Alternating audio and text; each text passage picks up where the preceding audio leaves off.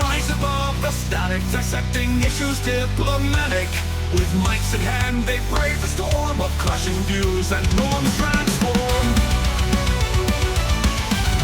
The Pundits Podcast, bold and true, shining lights on red and blue. Through heated takes and reasoned thought, they seek the truth that can't be bought. From climate change to foreign ties, they pause the spinning and sift the lies. No stone unturned, no topic taboo, as left and right come into view. All right, this is conversation number 11, and I am here with Josiah and Neeley.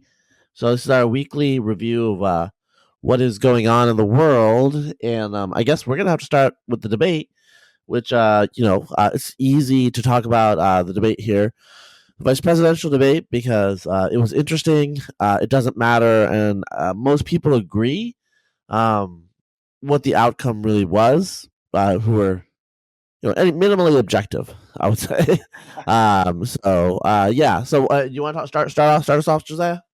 Sure. So the first thing, I have a couple things to say about this. First thing I will say is when Trump picked J.D. Vance, there was a lot of hand-wringing, naysaying, second-guessing in some quarters. Not everybody, but in some quarters, there were a lot of people who said, oh, this is a bad pick. JD is weird. He's not good. He's, whatever. And I've always been a JD Vance stan, defender. I thought it was actually a very good pick for Trump for reasons that we have discussed in prior episodes. But I feel somewhat vindicated after the debate performance, not only because he did win, he won the debate, I think, objectively, and we can talk a little bit about that. Directly, that doesn't necessarily matter so much, but I think it was also more proof of concept. His favorables went up a lot from the debate because I think people finally got to actually see him in an extended format, and he's came across as not weird, but as a smart, reasonable kind of guy who was able to deliver the kind of MAGA message, which has actually been very difficult. Since Trump, all sorts of people have tried to replicate what Trump did. Some people on the substance, some people just more stylistically, and at least so far, until at least prior to this cycle, I would say no one's really been able to make it work for them. I think it just hasn't caught. But with Vance, who is not, he's in a lot of ways he's a very different guy from Trump, in terms of like personality or whatever. He doesn't have the like big New York personality. But I do think he is now a plausible heir. If this was the Roman Empire, someone was joking that like if this was the Roman Empire, Trump would be marrying him off. He would be getting like Ivanka would divorce Jared and have to marry JD or something like that. No, something would happen to Jared. Yeah, right. Luckily, that's botulism, right? He'd go into the sauna and the doors would be locked. So I think he is now, and obviously the future's uncertain, yada yada yada. But it does seem like he is a plausible successor once Trump exits the scene after this, the next 4 years or this election or whatever, in a way that you couldn't really say of anybody else. Even there are like he's got some other good surrogates out there. I think Vivek is good. I think Byron Donalds, the Florida congressman, is good. But they aren't like kind of full spectrum the way that Vance has been. So that's the first thing. I have other comments that I could make, but I don't know if you have some like first comments or general comments you want to make. Yeah. Yes, I did debate in college. Well, also in high school, but I actually didn't do too much debate. So debate was always, well, by the time I was in college, it was partly insane because people spoke really fast. Right. Uh, so that was like, and that was dominated by kind of like a nerdy type of guy that could like figure out how to execute based on the rules. And then what happened recently, I think like about a decade ago, was a bunch of young black women just decided to say the debate was racist, and they won. And they won. Yeah. So like the different types of insanity, right? Right. But one thing in debate that you do and I tweeted this out, is you flow, which basically means that you say something and your opponent doesn't address it and talks about something else. Right. And obviously, that's not how presidential debates normally work, because people do ignore it a lot. Yeah. But it was pretty obvious from Tim Walz's just body language that he wasn't avoiding because he was making his own points. He was avoiding because, especially for the first half of the debate, JD kept flowing because JD was so smooth and executing so well. Yeah. He knew exactly what to say. Walz was very, very on the points. He was just being like, he was up against the ropes. You know, JD was just like, was hitting him and hitting him and hitting him and hitting him. There was no knockout punch, I would say. And I think Walz did recover a bit with his, he got his footing a little bit in the second half. After he admitted lying about Tiananmen Square, that was kind of the turning point. That was kind of his denouement, you know what I'm saying? Like if it was an arc, or not denouement, but that was kind of his kind of like low point. And then I think he recovered a bit the second half, but there was a lot of deer in headlights, just like facial expressions and mannerisms in the beginning. When it would go to JD, he would just go. It was like he was obviously ready, and it wasn't that he had memorized, is that he knows this stuff. So, like, let's be candid here, and we've talked about this. This is a smart guy, right? And you can see somebody who has clearly been thinking about a lot of policy issues for a while deeply because he's smart, and you can also see somebody who has well, I mean, I guess we would say GPUs now, but his underlying horsepower is very, very high. He's got to be careful about that because he's going to scare the normies, you know? Right. I mean, I would say that it's feasible there that you were seeing a 2 standard deviation difference there.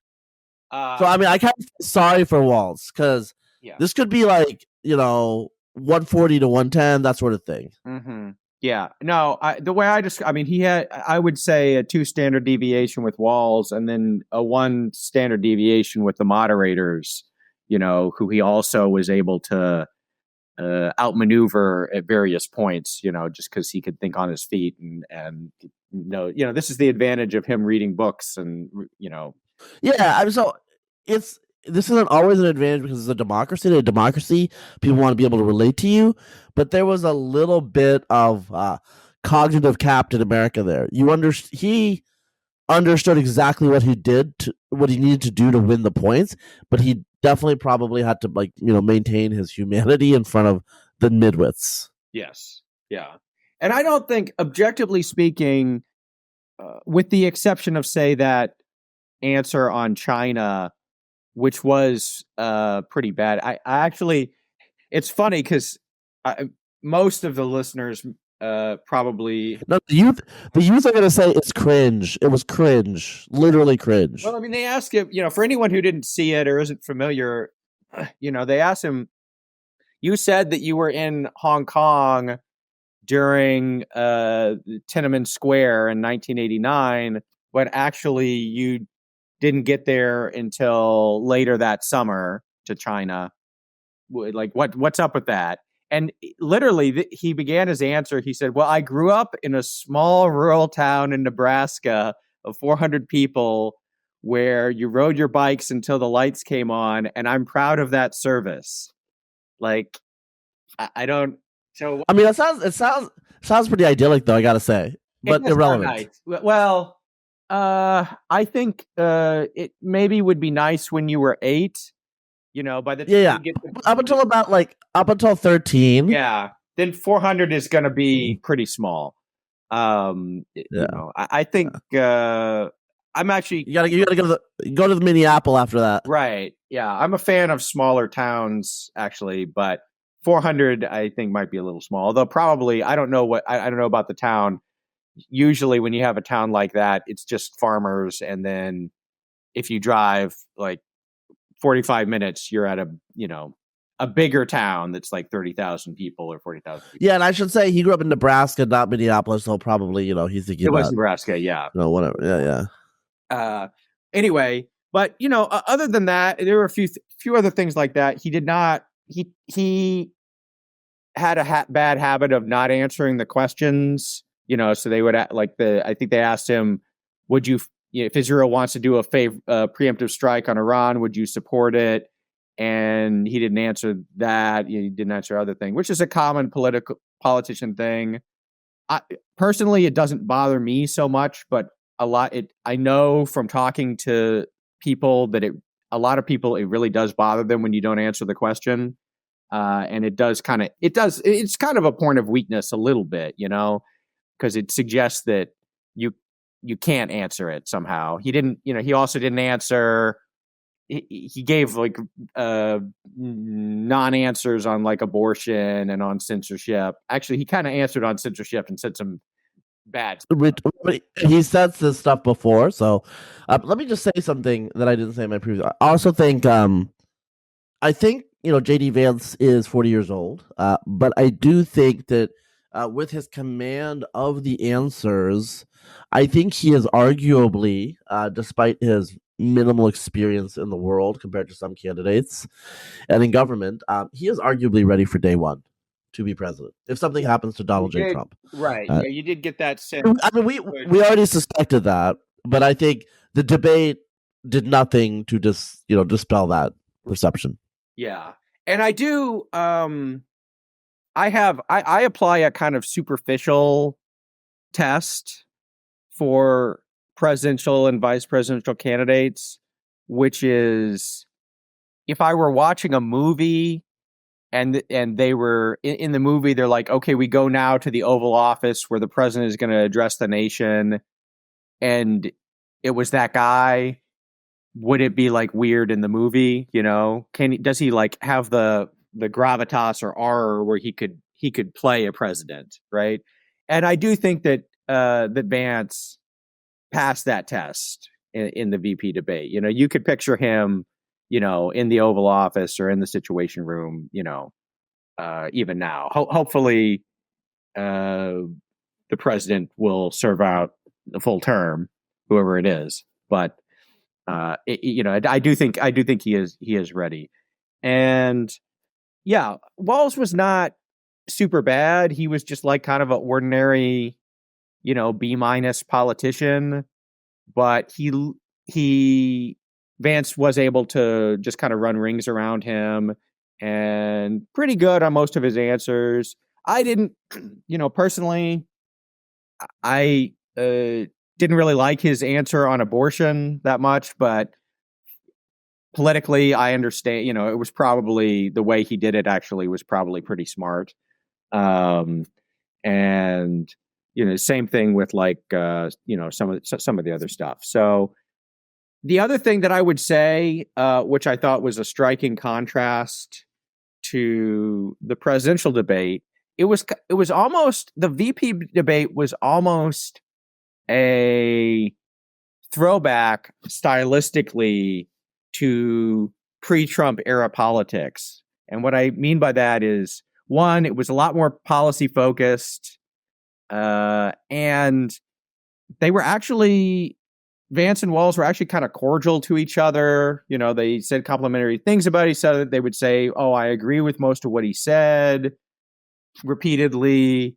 I think at various points they would even say, like when they were talking about abortion, at one point Vance brought up like partial birth abortion, and he said, "Well, there's a federal ban on partial birth abortion," and I assume that Walz doesn't want to get rid of that. Which actually, I would not make that assumption myself, but that's just like an example, which is the sort of thing that you might have expected. It's just like a debate in 1988, right, or 1996. But now with the temperature turned up, it was actually a little it was a contrast, I think, for what we've seen, from the prior debates. Yeah. So one thing I think to note, they are both well, I will say they're both Midwestern. Obviously, Walz is canonically Midwestern from Nebraska, Minneapolis. JD Vance is from, I mean, not even the suburbs, but a town within the penumbra of Cincinnati that was heavily settled by people from Kentucky, which is it's a border state, and he's Appalachian culturally. And they are not known to be as polite. Minnesota, but I will. No one talks about Kentucky nice, No. It's like you come into our holler and we will holler at you. But but I do think like JD was being his more polished. He's talked about in his books about his anger management issues, these other issues that he's had to like learn, and he showed that. So there was that. Whereas in contrast, Kamala and Donald Trump are coastal people, sort of, and so anyway, so I think that there's a cultural difference there. And then I will say, in terms of like the best and worst moments for JD Vance, we were talking about the worst moment, and I think the best moment and the worst moment, best moment for Walz and the worst moment for JD, I would say is the same. And then for JD, I did like his abortion answer, and I think that's probably because we have policy differences here. But the issue is like he can't, when it comes to abortion, he can't really win because he's been a pro-life politician his whole political career, right? And a rather strident one. And Donald J. Trump is a pro-choice person LARPing as a pro-life politician with a now avowedly pro-choice wife. Yeah, and right. Like all of his body language, it's like those analysis of people lying on TV and all these things. Like you don't have to be like a genius to see the Donald Trump's body language and his initial responses when he doesn't think it through are that of a pro-choice person. Yeah. So, and then he always backs up. He's like, "Oh, I don't actually believe that." I'm like, no, because psychologists actually have this thing where people have scripts that they say. But then what they like to do is to try to figure out what people really believe underneath the scripts is they will put them in unfamiliar circumstances. And in those unfamiliar circumstances, you have to extemporize based on your underlying intuitions. Yeah. And then it shows you what they really believe as opposed to the script that they're supposed to repeat, right? And Donald Trump, whenever you put him in extemporaneous positions with abortion, he clearly has no idea what a real pro-life, you know what I'm saying? Like he knows pro-life people are against abortion, but he has no strong internal logic of how so it's like, put the women in prison. Right. Okay, that's, you obviously don't know anything about the pro-life movement if you say that, you know? Yeah. And so, anyway, so I think JD's having to deal with this, and he admitted straight up, like, the pro-life movement has lost a bunch, and the current strategy of going to the people is not working. Right. Because the people are not agreeing with it. So he's got to figure that out. Like, so I mean, what is the ultimate strategy? I mean, persuasion, that's the easiest thing to say right now. You could try to say like, well, what we're going to try to do is pass laws that make it hard to go across state lines. That's not going to be popular. Okay. So I think he was in like, I think he was. That's not a federal thing anyway. I know, but it's not going to be. But people don't think about it in federal and state, right? They just think about this like big policy. So, but tell me why you didn't like it, aside from the fact that you are personally very pro-life. So I guess let me say, so that's part of it. I do think partly there was a kind of honesty to it in that, I mean, he basically said, "Hey, look, we're not trusted on this issue, and it's not popular for us," and so that's kind of honest.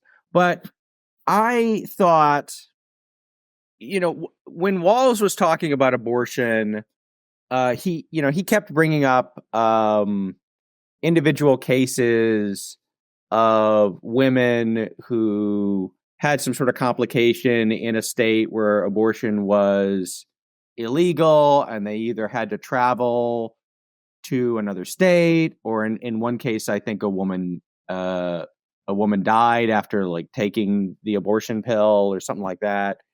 And of like all of those cases, if you get into the nitty gritty, I mean, it's actually more complicated. Yeah. Working it out.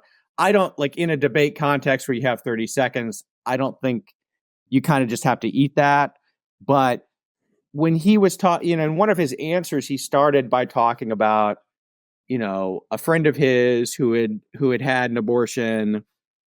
And when he started that, I thought, okay, great. He's like Walls was giving, personal anecdotal examples. He's going to give a personal anecdotal example, from his own life.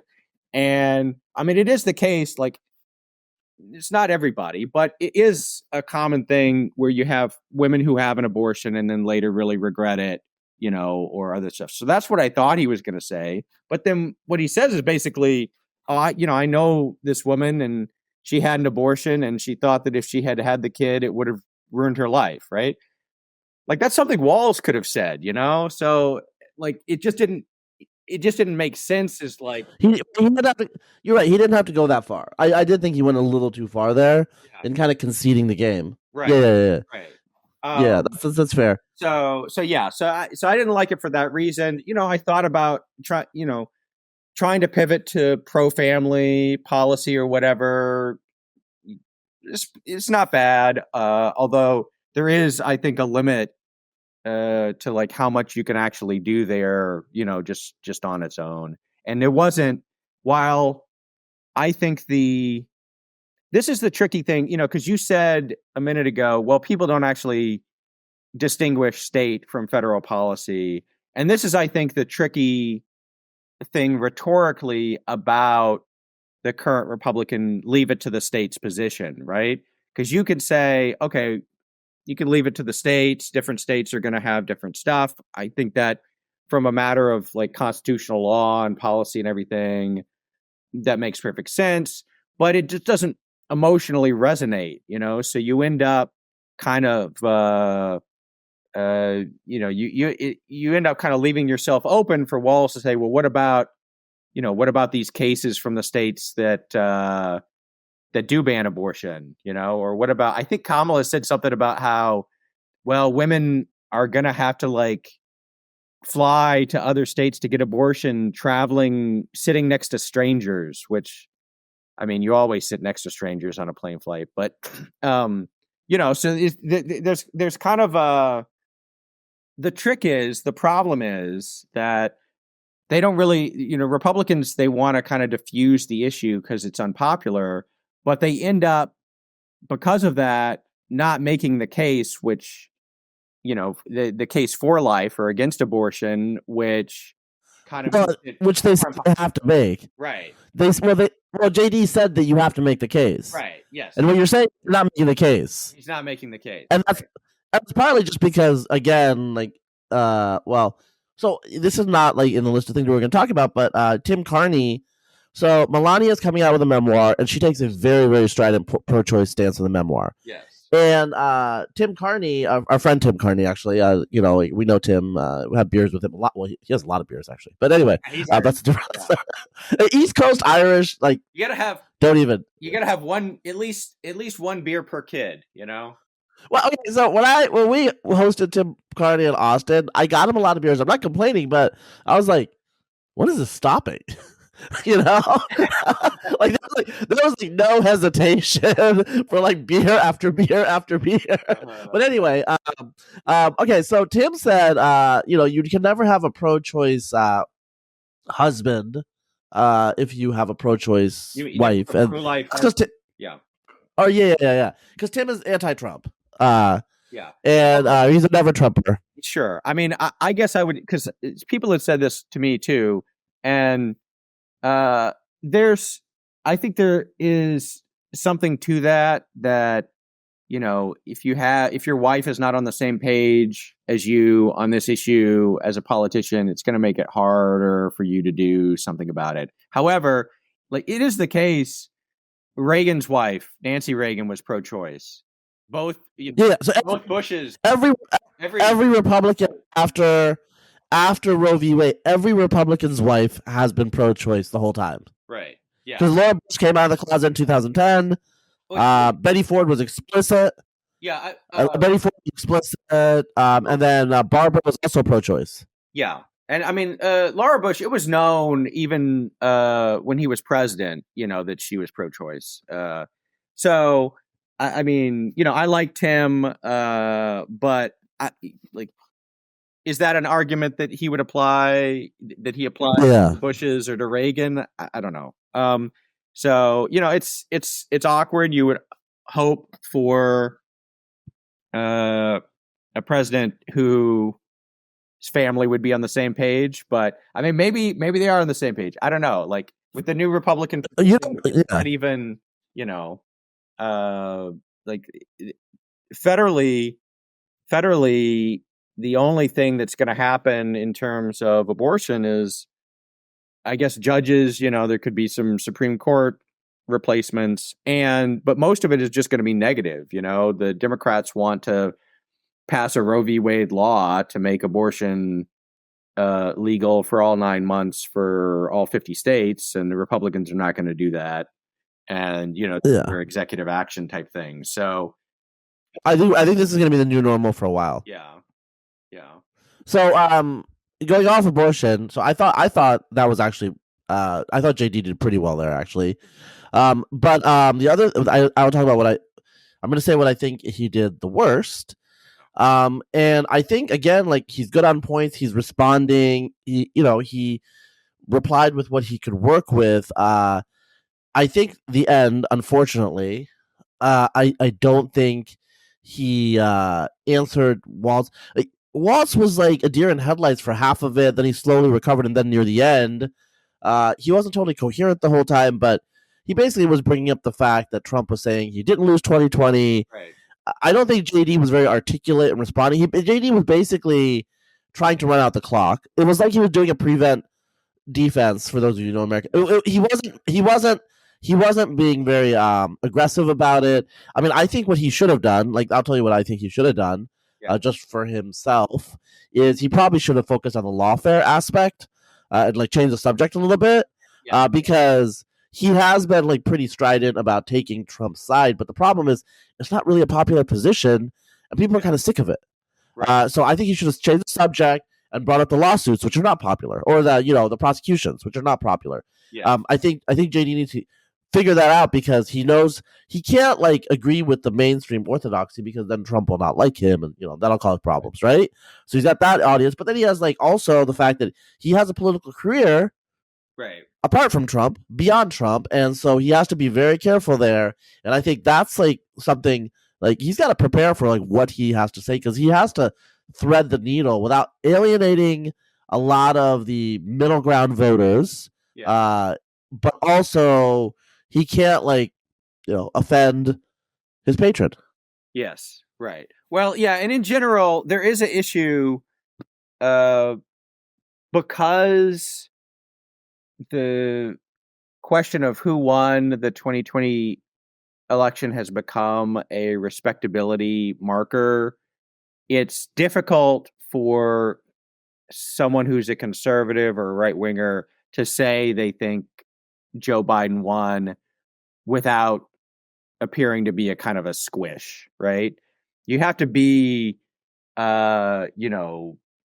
just total Sigma, I don't give a whatever mode, like someone like Greg Cochran, like Greg Cochran will just say, yeah, I think, there was no fraud or whatever. But in general, especially if you're a politician, it's hard for you to say that.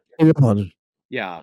And there are, various people have tried to finesse it by talking about, aspects of unfairness in terms of media bias or changes in voting rules, or the things that are, aren't Dominion machines, but where you could say it was rigged or stolen in some sort of like philosophical or metaphysical sense or whatever.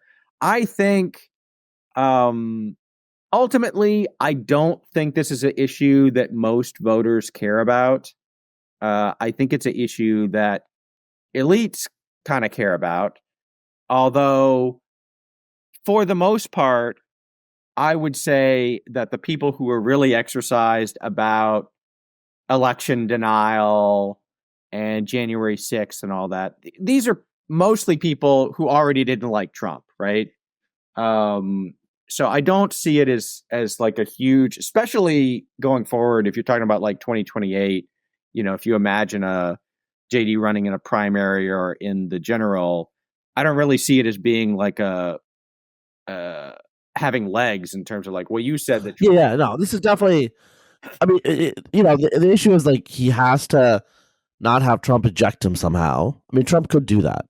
He's crazy. He'd do that, So there's certain things he can't say. On the other hand, from what especially the January 6th stuff, like, there are like a middle ground of people. Like, we're talking on the margins. The election is, well, we'll see. I don't think it's going to be a blowout. Let's put it that way. Sure. But I don't think, I mean, I don't, it just doesn't seem, and this is reflected, I think, also in polling, it's not that people think that January 6th was good or anything. I'm sure, most people don't think it was good, but they also, it's just not a priority issue for them. It's in the same way that people don't like Trump constantly bringing up the 2020 election and how he really won or whatever. They also don't like January 6th. That's almost 4 years ago. 4 years ago, and what impact does it have on my life? I care about inflation. I care about the economy. I care about the border, about crime, about what's going on in Israel or with the hurricane, all sorts of other stuff. And I think it's just if you're not in DC, it's just a very marginal issue. It's not that,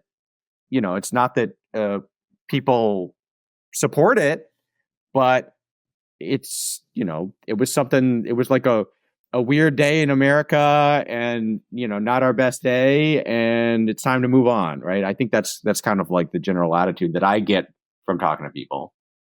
Yeah. Well, okay, let's this was brought up during the debate. And so I want to pivot to our second let's put Amy Wax behind the paywall.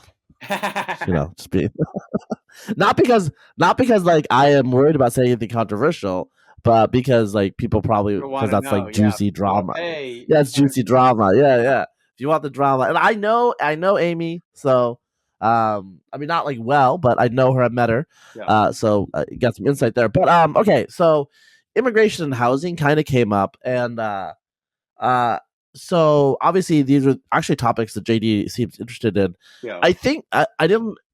So JD's answer was a bit convoluted, and he connected, immigration to housing in Canada.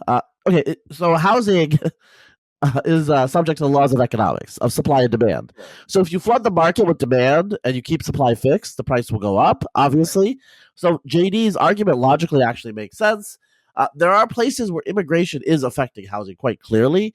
Probably not single-family homes, but if you try to go to New York City, it's extremely difficult. Well, I mean, it's just extremely expensive to get a hotel room. There's two reasons for this. Primary reasons. One, New York City is run like trash, and they shut down 3/4 of Airbnbs last September. So a year ago. Okay. Okay. So they removed supply out of the market.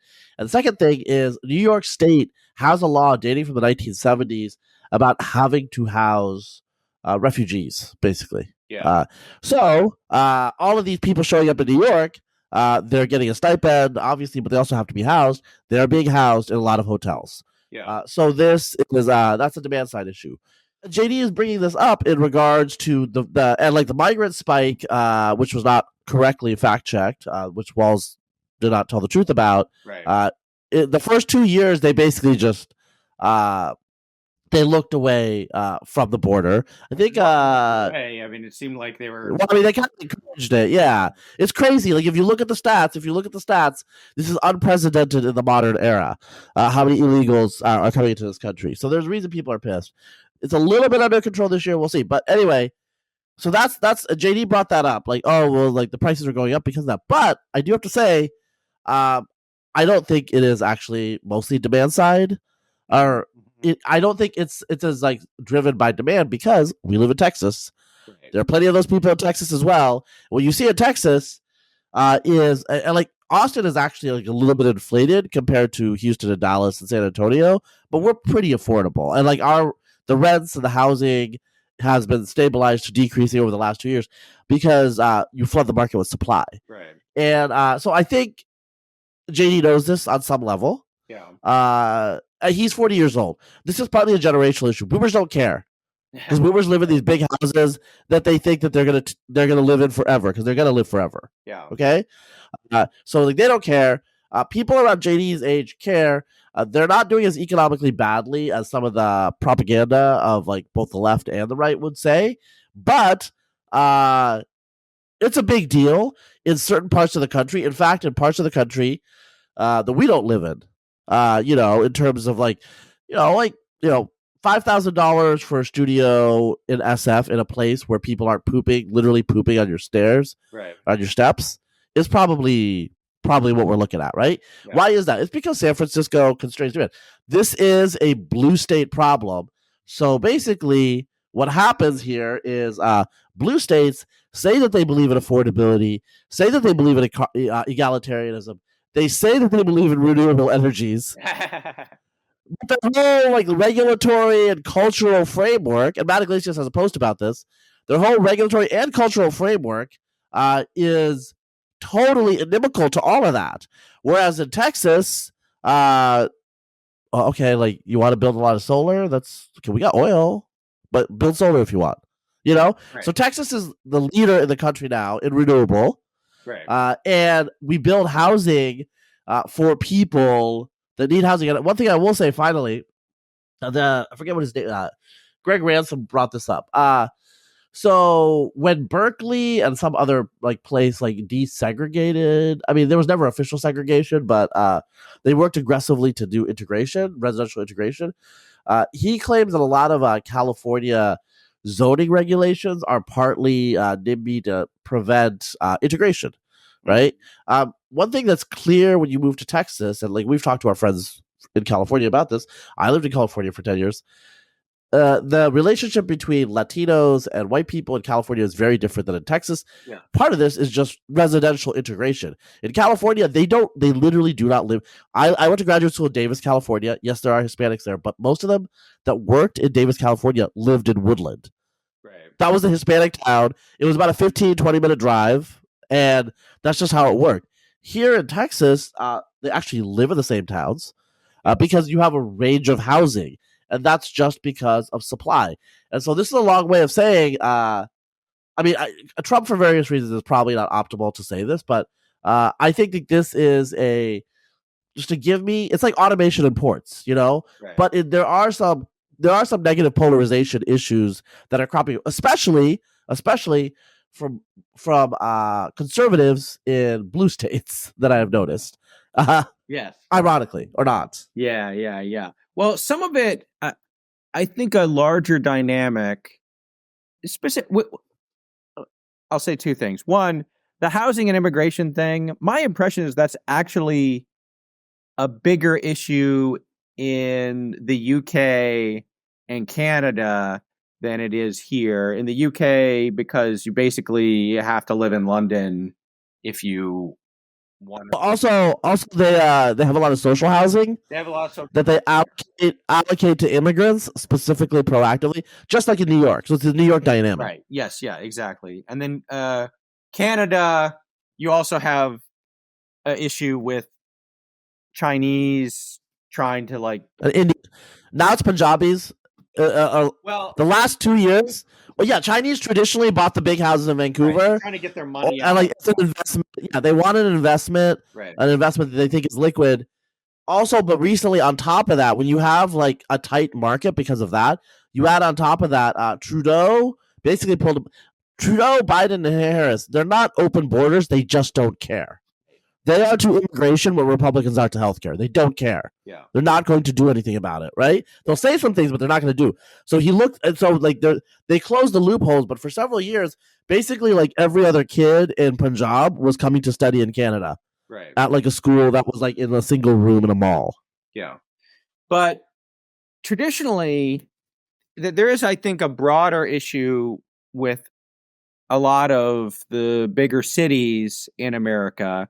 And this is that for a while, the way that the cities were kept affordable is that you had high crime and non-functioning public services, and so they were just not that desirable to live in. And of course, with the fall in crime in the 90s, people have just been kind of flooding back into the cities from the suburbs, other places. And I think has caused a big affordability crisis when when that goes up against the supply demands. I'm sure that migrants have exacerbated that in some situations, but that seems like the broader dynamic is that, cities actually were kind of cool places to live again for a while. And that was maybe temporarily blunted because of COVID or whatever, but not really enough. And so that's I think a big dynamic, which is behind a lot of, I suspect it's contributing to a lot of political trends, because the cities are expensive, but they're also places, if you are an up and comer, where the paths to career success are. And so you end up living in, some tiny apartment with 3 roommates. And what does that do to your ability to get married and have children, right? That is down, a lot of dynamics are downstream of those sorts of things. So, I would say, immigration, I'm sure, does play a role. But there are obviously other bigger factors. Yeah. So, I mean, one thing, and so our mutual friend Jeremy Carl, who wrote a book this spring about anti-white racism. Check out the book. But Jeremy, he's been promising me, and I will remind him of this come 2025. He wants to write a kind of like a housing, YIMBY, which is Yes in My Backyard, manifesto for the right. And Jeremy's not a squish. He's not like moderately conservative. He's very conservative. The issue with YIMBY is that the face of YIMBY is, say, someone like Matt Iglesias, a cosmopolitan urban liberal. And, candidly, a lot of conservatives, they want their middle class, predominantly white, safe suburbs, and they're worried what Yes in My Backyard means, Right. And that's reasonable. And like, this is the issue. This is the same reason people are scared of free trade. It's disruptive. It's potentially disruptive. You can't control it. Right. And it's like, the natural conservative instinct is to freeze things in place. The issue with YIMBY, though, is to some extent, Florida and Texas actually are just running the experiment.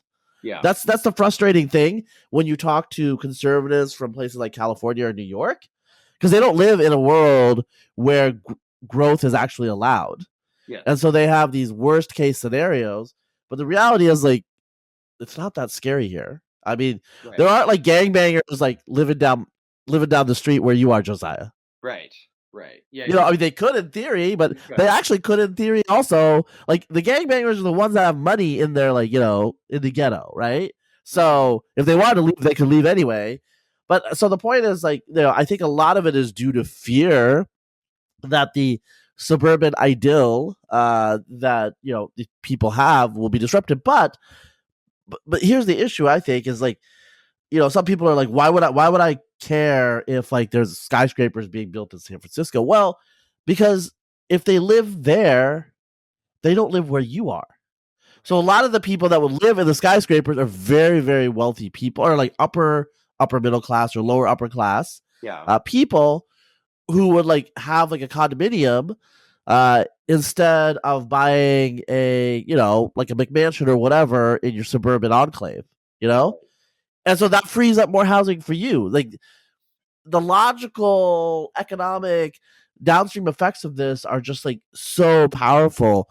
And, I don't know if this is true. A lot of this stuff is like manipulable, as you guys know, but, because a lot of social science is fake. But, they say, like someone did it back in the envelope and they said if we did optimal housing policy, which is basically market, let the developers develop, Right. we could have 25% more gross national income or something, I mean, to me, that's actually like plausible considering how tight the markets in New York City and in San Francisco are. And the thing that I will say about San Francisco, in particular, let's say set New York City aside because I don't care about cultural creativity, but economic, like technological innovation, agglomeration effects are a real thing, Right. and every person who's not there in the room or in the town who's interacting with every other person is like one less synergy, one less innovation. I think that there's probably unexpected gains in innovation if San Franciscans would actually, if the Bay Area would let itself develop. This is what the Bay Area should become. It should become one city. Let's leave Marin as like this like low density utopia, but actually let Silicon Valley develop, because Silicon Valley was originally orchards, and then they let it develop into suburbia, but now they're preventing it from going from beyond suburbia to urban, okay, through regulation, through land use zoning. They should allow it to be like one large city that goes all the way from Richmond down through Fremont, up around, and it should be under the rule of a Bloomberg clone, okay? And if that would happen, it would be a utopia, for like professional managerial class people. Now, I'm not saying that it'll be a utopia for working class people, though it'll be cheaper. There'll be some options for them where they want to live, but it would be probably at least twice as populous. It would like suck out a lot. It would obviously cause some issues with other parts of the country and probably inland California. There'd be like fewer long commutes to Stockton and other places. Because I know people that live. There are people that live in Gilroy. For those of you in California listening, there are people who live in Gilroy who work in San Francisco. Okay, so it's like 2.5 hour drive. That would end. So there's just like so many benefits to this that I think this is a generational thing. As the boomers age and die, I think the consensus will shift around. But until then, like with automation in ports or whatever, there are things in our country, policy-wise, we could do almost immediately if we had the will, but we don't have the will. This is not like nuclear fusion, which would be great, but it's probably 100 years away, Right. Yeah, it is.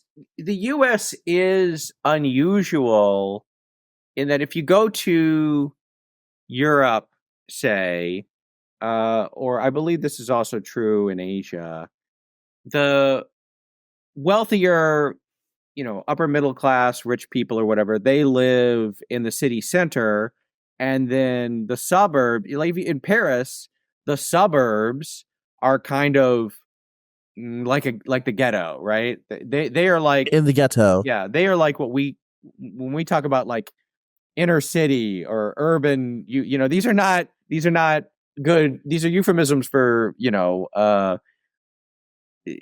all sorts of things, and the dynamic is different. And really, if you think about it, the European dynamic seems more logical, right? That it would be that way.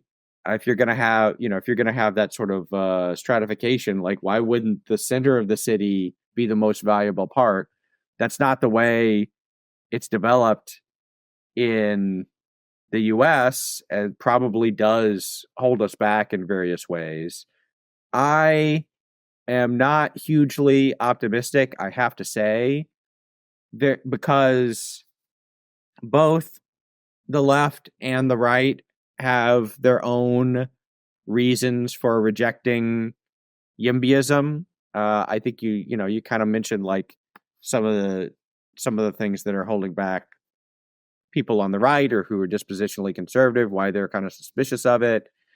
And when it comes to the left, I just don't know that they, like you mentioned, a Bloomberg clone, right? You would need a kind of Bloomberg clone in order to make it work, right? You need to be able to build a lot of stuff and keep quality of life, which means keeping like being tough on crime. It means having a hard line in terms of well-functioning public services, right?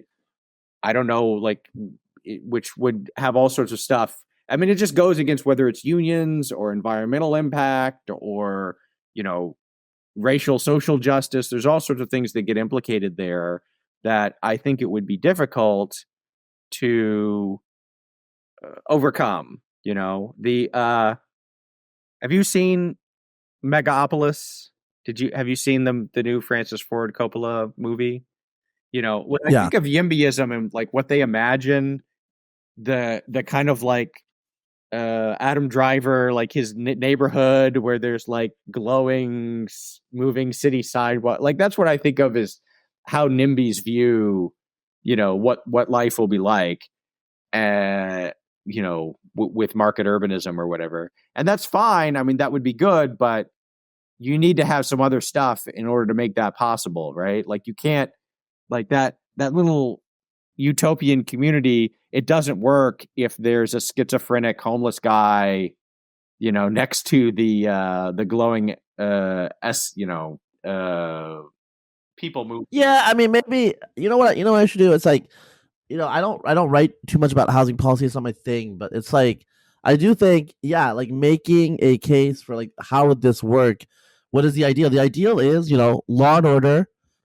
You when you impose order in an urban environment, everybody wants to be there, at least for part of their life, at least for like the productive.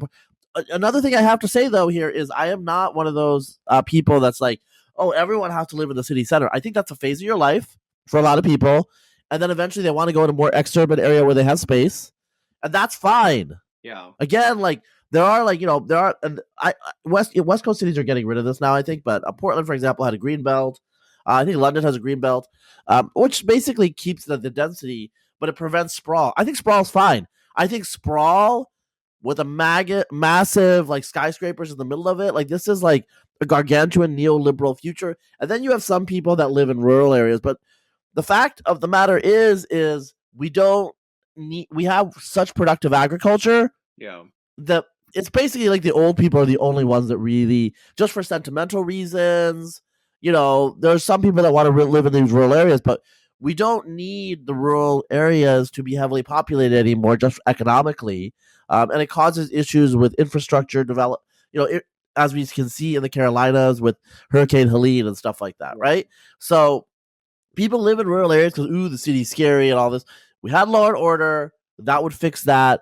If we had a housing policy that was market driven, the cities would naturally evolve in ways that, one, we would probably be unpredictable because like we have these expectations, but we don't know. The cities in the market, cities like Zurich and Switzerland, they're small. They're in Europe.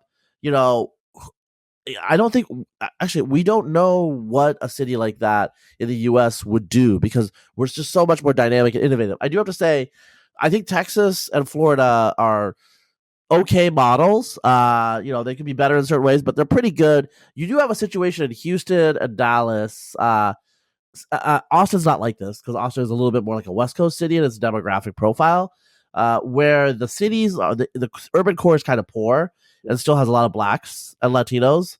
And then like the suburban areas are extremely relatively well off. Like there's well off, like, which I think that's a fine model. The West Coast cities are different. The East Coast cities are different. Like we're a big country. Even if we don't have policy changes, we have enough variation that we can show people what this reminds me of is about like 10 years ago, 15 years ago, before open access and preprints were big in academic publishing. A lot of professors, a lot of academics would be like, well, how would it work? And you would just be like, well, they've been doing this in physics for 30 years. Right. It's like they don't, there's still physics. It's still a discipline. Right. They've been using preprints for 30 years because a biologist would be like, how would this work? Like it could destroy all of biology. We've run the experiment. So again, people in expensive areas are like, how would this work? Well, just check out Texas. Maybe you don't like it. Yeah. But that's a model, Now imagine California or imagine Texas with California weather, I mean, in a way, we who live in Austin, both of us live in Austin, we should actually like keep rooting for NIMBYism and the status quo in California because that brings more people here. Because I like more smart, interesting people here. Right. California is actually hamstringing itself And so maybe that's from a selfish perspective, that's good. Yeah. But also, again, I'm trying to here live this like non-zero sum, ideal that I'm talking about in terms of growth, innovation, economic development. Basically, the opposite of European degrowth. Yeah. Like America, the U.S. should say we are about growing in every single way possible. Yeah. That's my opinion. Yes. Let me just say one thing about Austin, because this is a series of events that I have experienced over and over, which is some guy visits Austin that I've known, or you meet him and it's like, oh, this is my first time here. How do you like? Okay, great. That's fine. You're talking to him at a party or something. And then 3 weeks, a month later, you see the same guy and I say, "Oh, hey, you're back. You're visiting again." It's like, "No, I just moved here." It's a good signal. It's a good signal. Yeah. So that's something that I've seen. And even there's one mutual friend that we know who lives in Southern California and is always talking about how he'll never leave and whatever. And when he visited Austin, he didn't move afterwards, but he did kind of admit to me, it's like, oh yeah, this place is great. Maybe I should move here. Well, I think part of it is like what people love about California and these like coastal areas are the people. Right. So Austin doesn't have the environmental amenities. Like it's not as bad as Dallas or Houston. Right. Like there's hills and stuff like that. There's rivers are here, but it's the people, and as the people move from the coast to Austin, it feels less like you're leaving civilization. Candidly, it's like, oh, this is because like Austin is very far south. It's the southernmost capital in the lower 48. It's south of Tallahassee, and so people are like, ooh, it's the South. I don't think it's the South. First of all, it's the Southwest, but second of all, there's so many people here that are from elsewhere that it is very cosmopolitan. And one thing that I've started to realize, and I didn't realize this until recently because I'm stupid, but I didn't think about it. Not my experience. People in small towns, like I grew up in a small town in Eastern Oregon. The people that stay there, they have their social networks that are developed from high school, through their families, through their church, and they don't really welcome newcomers. And people have complained about this, about small towns. Austin's not like this. These big urban areas are not like this at all because there's so many newcomers that the social networks are fluid and developing. And like so many of our friends, well, I mean, I guess I'm one of them, are new. I don't think of it because I've been here for 8 years, Right. But newcomers, Yeah, I'm an old timer now, but there's a lot of our friends that showed up after the pandemic, during the pandemic, and it's just not a big deal. It's not worth commenting on, right? So, speaking of comments, let's just go to Amy Wax's paywall part. Okay. So let's paywall this. This is controversial, not really, but so I'm actually using. I listened to Richard Hanania, Dick Hanania, and Amy Wax yesterday. Check out that podcast. I don't know if it's all free, but it went out for an hour and 47 minutes, and Amy just kept going and going, and she has a lot of opinions. And if you listen to the whole thing, I will tell you that Amy Wax is not necessarily who you think she is in terms of. Hope you enjoyed the podcast so far. To listen to the rest of it, please go to conversation.substack.com.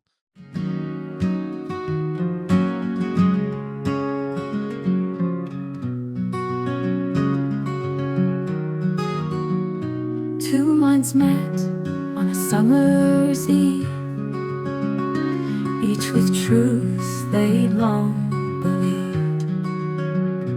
Words flowed like a winding stream as hours passed in deep debate. And after all was said and done, they found a thread of common ground.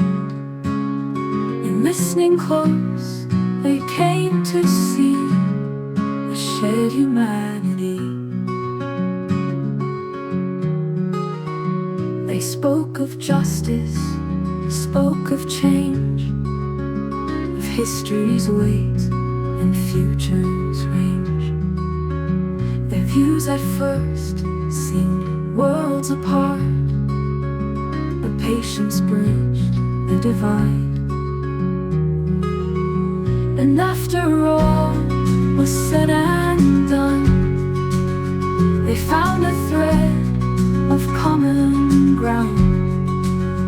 And listening close, they came to see a shared humanity.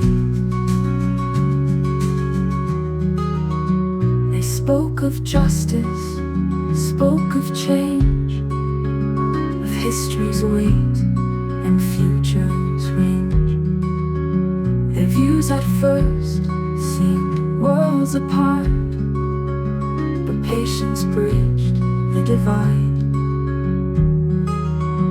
It's not about who's wrong or right, but understanding others' right.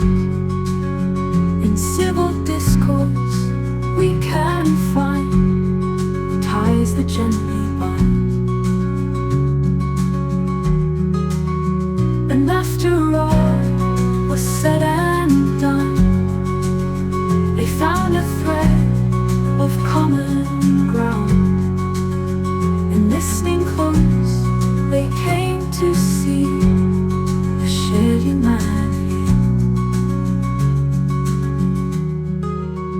As dawn broke soft on dewy grass, they smiled and shook hands at last. Two souls enriched by reason talk, united in respect. And after all was said and done, they found a thread of common ground. And listening close, they came to see a shared humanity. This folk song captures the essence of a long, thoughtful discussion between two public intellectuals. It emphasizes the power of patient listening, mutual respect, and the discovery of common ground. The gentle tone reflects the common understanding they reach after their debate. Would you like me to expand on any aspects of the lyrics or discuss